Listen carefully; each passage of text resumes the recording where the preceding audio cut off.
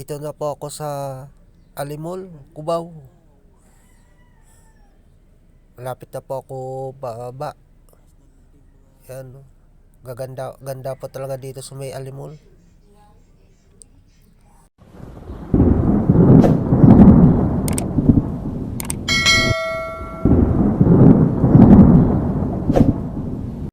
For today's video, lakad-lakad po dito sa may Robinson Terminal, Antipolo City.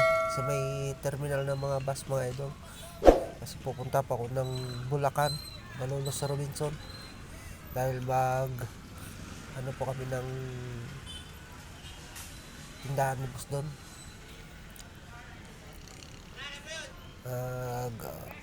Back out. Ito po mga idol, papunta po ako ng terminal ng bus. Ito pong mga van, biyaheng Tanay. Iyon pong kulay dilaw po ay biyaheng Maynila po, Metrolink, Baclaran. Iyon pong sasakyan ko po mga idol na bus, RRCG. Packet na po ako dyan mga idol. Yan po ay biyaheng Cubao. Dami na po pasahero. Buti at may bakante pa akong upuan. Dito pa ako umupo mga idol. Yan po mga idol, nakababa na po ako ng bus. Lakad-lakad naman po papunta ng terminal ng 5 star biyaheng Malolos, Bulacan. Malapit naman po dito yung terminal ng bus na 5 star. Dikit-dikit na po dito yung mga terminal ng mga bus.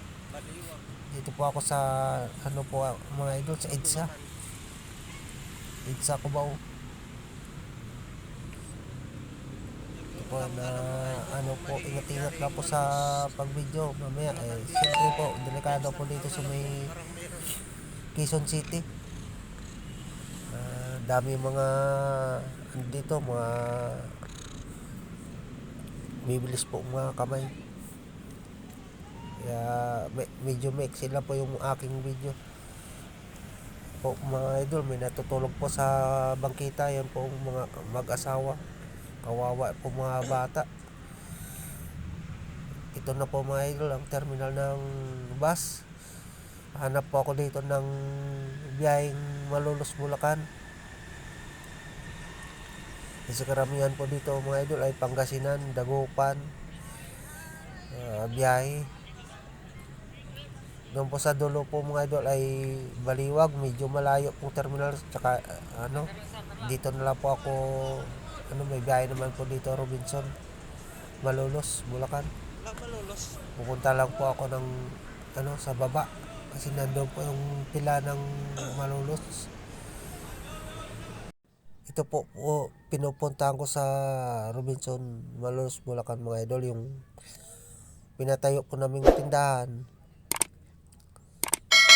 Kasi tapos na po yung kontrata po nila sa mall, kaya kailangan na po tanggalin. Baklasin na po namin yung pinatayo naming na yan, tindahan.